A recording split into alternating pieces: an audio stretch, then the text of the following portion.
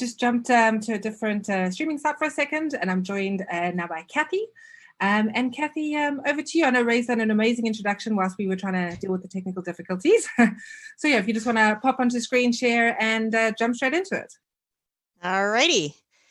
Thank you so much for having me. Let me give this a whirl. Hopefully you can see my presentation at this point. Perfect. I can see you and your presentation. Outstanding. Okay, well, thank you so much again for having me, and we'll talk a little bit about dumpster fires. I know that in the security universe, we often like to compare dumpster fires to incident response and other things in security. And I thought, gee, you know, I know a lot about dumpster fires because I've been a firefighter for a number of years. And I thought perhaps I could bring some interesting thoughts about the comparison between incident response and firefighting. So a little bit about what we're going to discuss. We'll do a little bit about incident response, firefighting, a little bit about a comparison, and then we'll talk about some opportunities and challenges that I've learned through seeing the two of these things together, summarize some information, and give you some final thoughts on that. So here's a little bit about me. This is me on the cyber side. I've been at the University of Buffalo for over 20 years now, doing a variety of forensics and other security stuff. I'm involved in a lot of places, done a lot of talks, have a few certs. This is the one that most people don't see. I'm a state fire instructor with the New York State Office of Fire Prevention and Control. I have a bunch of credits toward a community college degree, which I never really had a reason to finish, but learned a bunch of stuff. And I used to be a fire investigator and was certified by New York State and involved in a bunch of other fire stuff. So I have background in both places, and that's why I thought I would have something to say about this. So just in case you think I'm kidding, that's me at a fire that my fire department recently had. This was just before Christmas. And that's me in the middle here, and I am holding what is called a thermal camera, which is a tool that we use when we are going to fires to have an idea of where the hot spots might be, the heat indicators. So just like I said, in case you were thinking I was joking, I really am a firefighter. This really is something I do in my spare time. So let's talk a little bit about incident response. Incident response, as you can see, I like to define it pretty basic as this process of addressing network events. And I don't like to give any particular good or bad. It's addressing network events. What those events are will determine good or bad, but responding doesn't necessarily mean it's a bad thing. And we can do some kinds of proactive and reactive responses if we're maybe looking at logs and trying to do some preventative work.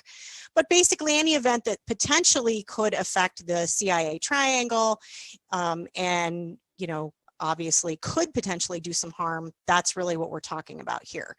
And it's going to be these technical components required to analyze and contain an incident. And I'll mention, you'll see why I mention the technical components when I talk a little bit about one other piece later. So incident response in general, these are the goals, right? We want to make sure that we stop the attacker. We want to make sure we know that someone is obviously doing something. We're going to minimize that damage and prevent any sort of future attacks or similar incidents. These are your standard phases of incident response. Anybody who does incident response is probably familiar with the idea of preparing, identifying what your incident is, containing it, trying to get rid of the bad guy, recovering and learning some lessons. So this is a pretty standard chart that we see. Now let's talk about what being a firefighter is. Should be fairly obvious. We're going to try to prevent the spread and extinguish unwanted fires in buildings, vehicles, woodlands, whatever. And I specifically mention unwanted fires because obviously people do have fires they want. You have fires in your fireplace, fires in fire pits. Some people live in the country and they do different kinds of burning of, say, wood or leaves, things like that. So these are our goals as firefighters. We want to protect the safety and health of folks. We want to make sure that property, the public and private property and the environment are protected and minimize disruption of community activities. you'll see that we in the fire service have a very similar preparedness cycle. So we have this idea of preparation, and usually that comes at some point before whatever the emergency that we're going to is. And then we have a response to that emergency. We have a recovery, a mitigation, and we're back to preparation. This should start to seem very similar. So I broke it down for you with some details, but basically this is what we're talking about, right? So we want to prevent these future emergencies. We use smoke detectors, sprinklers, we do various kinds of awareness, just like we do in security. We also prepare to handle the emergency by doing things like pre-plans and making sure our gear is up to snuff. And then when we respond, we're going to respond safely to an emergency. We're going to try to save those property and lives. And our recovery is going to involve recovering from an emergency, which means cleaning up, restoring, repairing, which we don't necessarily do all of directly, but it is part of the process. So here's a picture that I'm actually going to come back to later, but I want you to notice the picture on the left, although you can't tell, is me. I am changing an air bottle on what's called an SCBA. An SCBA is self-contained breathing apparatus, much like a scuba tank is for somebody who does underwater diving, but it's for firefighters to be able to breathe air inside a structure where the air has been compromised with all kinds of bad stuff. What I didn't notice right away is that the tank actually had been compromised. Not the physical tank itself, I'm sorry, but the hoses that take the air from the tank to the individual wearing it. You'll notice in the picture on the right, there is significant damage on the shoulder of the firefighter wearing the pack. So that's kind of a close-up of that particular individual. This is not a good thing. And we'll talk a little bit more about why this is a problem later. But let's just say, because I was in a hurry and wasn't necessarily paying attention to those signs, I got a blast of air in the face that could have been a lot more dangerous. So I will return to that idea. Another piece of terminology I want to make you familiar with, which is going to be a little confusing to those of you who know ICS to be something very different, but in the fire service, we have something called the incident command system. And really the whole idea with this, you can read the detailed description here, but it's an organized response to a problem. We have a hierarchy that we go by in terms of who responds and who speaks to whom on the fire scene. This is something that's very important for making sure that when we are on a fire scene, that we stay organized both within our own units and when we're bringing in mutual aid. This is incredibly helpful. This is just a small picture of the incident command system. And the idea behind this is that it can grow exponentially. So if you have multiple units or different fire departments, maybe people coming from far away, they're going to follow this same structure. So your incident commander and your operations section are probably the pieces that you would interact with the most as a regular firefighter. You might interface with the safety officer if there is something unsafe happening, but we'll talk a little bit about those. So your IC is going to define what the goal is. And typically it's going to be somewhat obvious. And the goal is to put the fire out if it's a fire, or if we're going to something like a car accident, it's to get the people out of the car or to make the scene safe so that folks can get by in their vehicles. The operations people are going to figure out exactly how we're going to do that. So they take strategy and tactics, and using those approach and those actions, that's how we're going to go about it. So the folks who are on the scene, who are actually doing the responding, they're going to report to the operations people who are getting their roles from the incident commander. Logistics planning and finance really come more into play with a larger incident.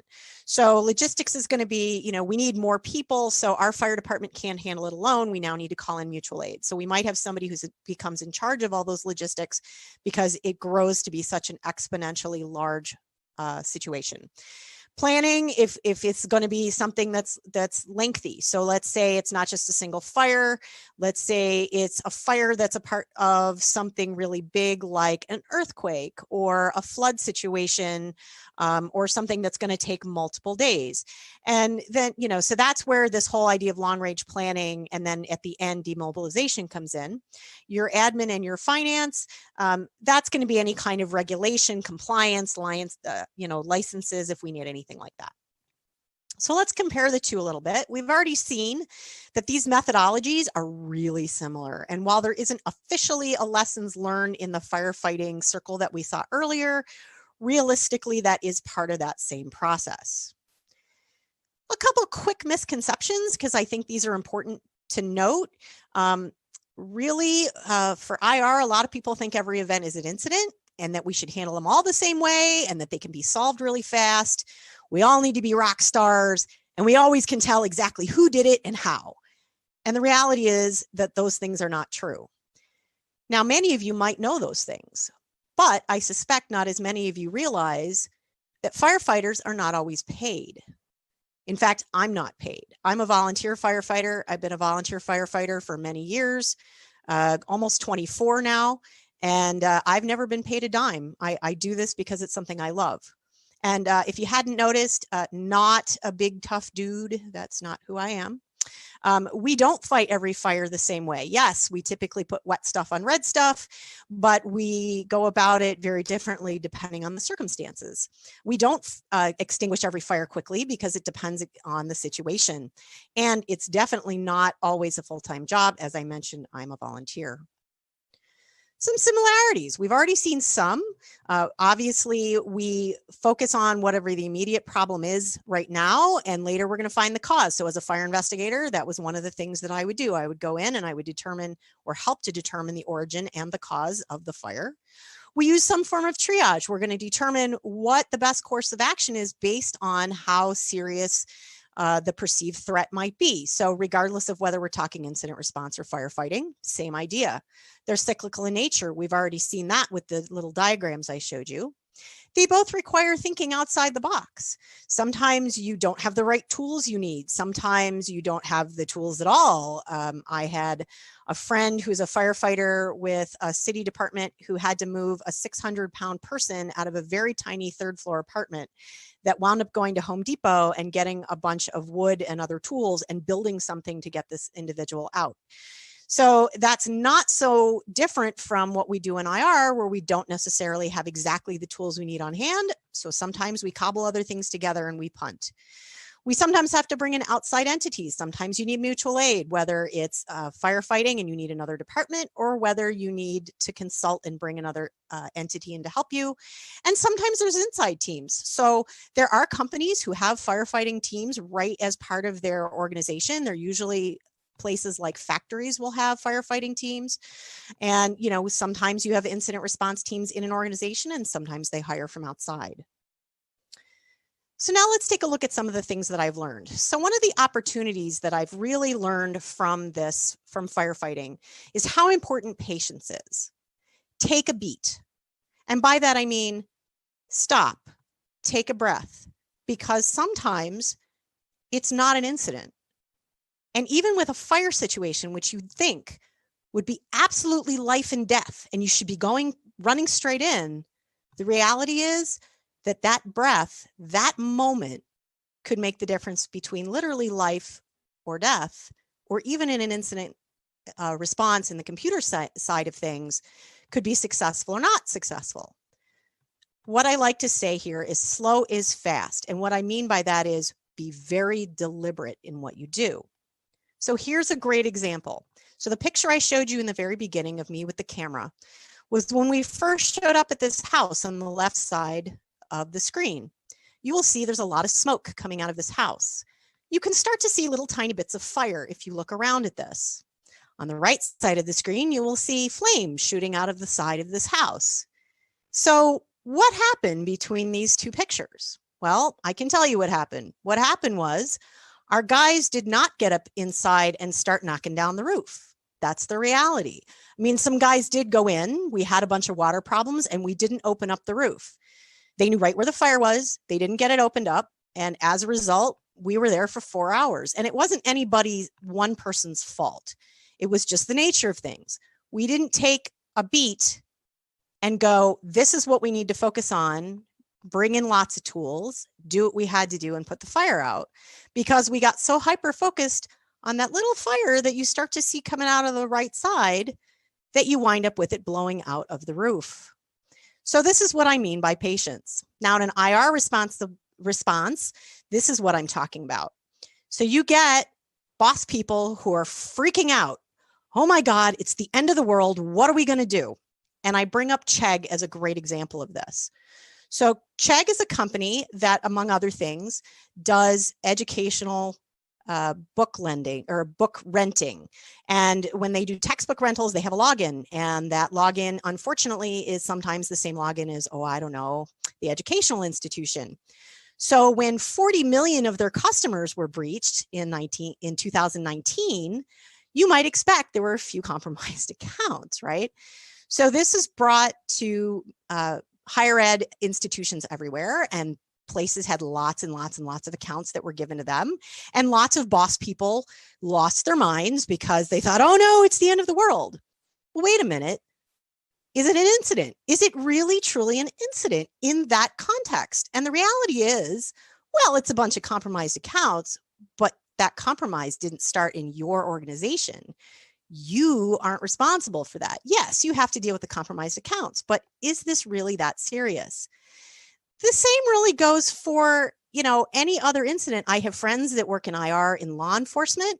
Time is certainly of the essence, but is it at the level of life safety? Can you take that beat? And as you saw, even with the fire service, taking that beat could make things more successful. Take a second and think about what the real risk that you're facing is. So a challenge, one of the things that I've learned from the fire service is you get very stuck on tunnel vision. It's very easy to get focused on one thing in particular and sort of lose the rest of what you're trying to do. So you don't see that bigger picture. Here's a great example of tunnel vision in the fire service. What are those cones protecting? It's really hard to tell. But what those cones are actually protecting, or were protecting right just a few seconds after this, a few seconds after this, was a live wire, as in electrical wire that had fallen down. Now, when we showed up on the scene and those cones were there, but we didn't know what they were, how hard would it be to just go running in that front door trying to put that fire out? You get so focused on what you're doing that you miss something that could be dangerous.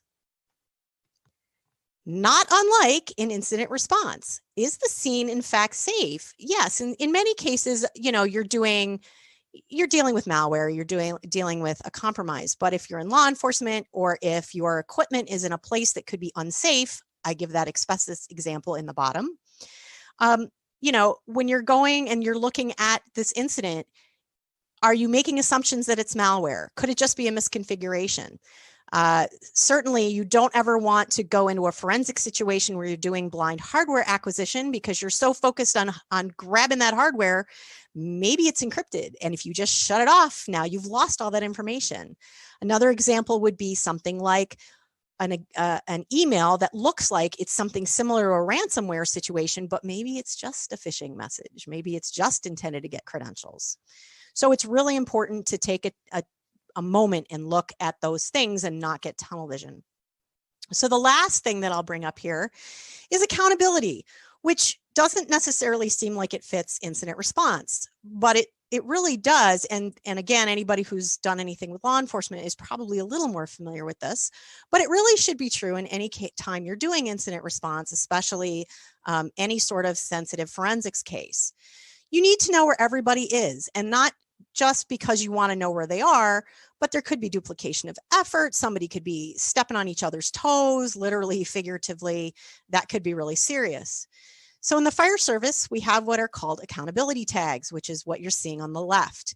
We keep one of those on our helmets and another one usually hanging off some other part of our gear. When we get on our fire trucks, we hang that tag on the truck.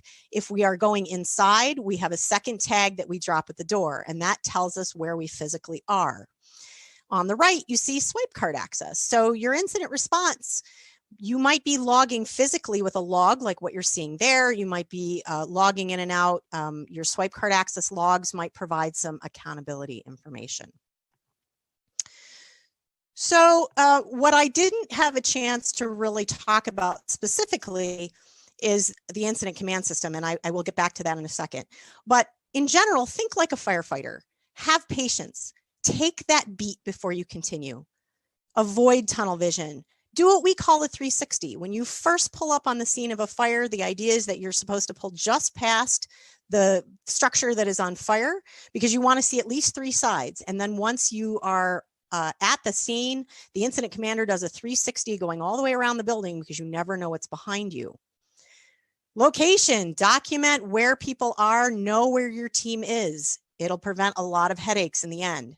And back to the incident command system. The reason I bring this up is that I think we could learn a lot from the way that this is organized, because there is a structure of command here, and there is a way to bring in other organizations without it being chaos. And I know when I've done incidents before and your local team is doing some incident response and law enforcement gets involved and all these other groups get involved, it can be very difficult to organize. So some final thoughts. This is going to seem very strange to those of you who've never been in the fire service and maybe pull you a little out of your comfort zone. But as this says here, I would say great things don't come from comfort zones. So push yourself a little out of the comfort zone and see what you can learn from a firefighter. Thank you.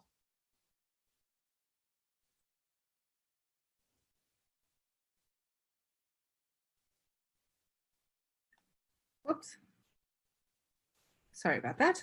I'm bringing in Alyssa to join us in on the Q&A. So Alyssa, welcome to the channel. And what questions do you have for Kathy today? Yeah, so I appreciate it. And Kathy, well done, first of all. Always tough when we're trying to scramble through some last minute technical difficulties, but we got you here. So one of the questions that was asked was, you brought up the idea or kind of the I guess the metaphor of volunteer firefighters. Right. Is there an equivalent? Can there be an equivalent within our organizations? Because you also mentioned accountability, but can we draw incident responders from other areas of the business?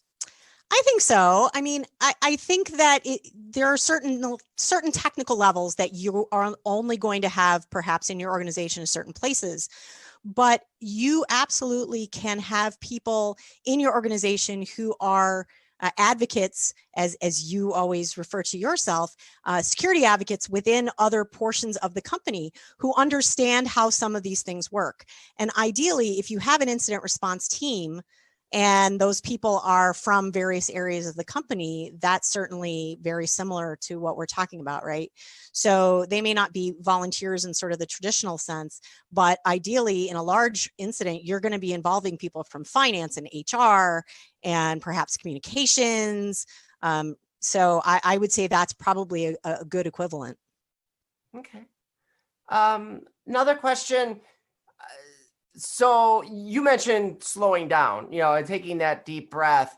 And I've also often heard that referred to as don't create patient two. Yep. Is there a danger there as well, besides not just missing something that you kind of run past, but is there actually danger that you could do damage to your responders if they don't take that? And I'm talking in the incident response sense. Sure. Well, I mean, it depends greatly on the particular incident, right? So if you are responding to an incident in a physical situation that has some sort of damaging characteristics. So you go running into a server room that, has maybe been blocked off because there's wires down, or maybe there's been a fire in the server room and the old halon system went off and it's a mess, or you've had water dripping from the ceiling. I mean, there could be a million things that you're responding to within an incident that are physical, dangers. You also put your folks in sort of an emotional risk if they are unprepared for maybe what they're going to see. So depending on what kind of incident you're running into, You know, if you have a situation where you have an incident where a system has been inundated with malware that maybe involves child porn, that could be horrible, absolutely horrible. And you don't know what you're going to run into. Okay. Well, awesome. Well, I think that's all the time we had. Are you going to have time to stick around in Slack if people have other questions? Absolutely. Awesome. So you guys know what to do. Hit her up in Slack. She'll be there. We're going to take a few moments, get switched over to our next speakers. But thank you so much, Kathy. Really appreciate it. Great talk. Thank you again for having me. Yep. Bye-bye.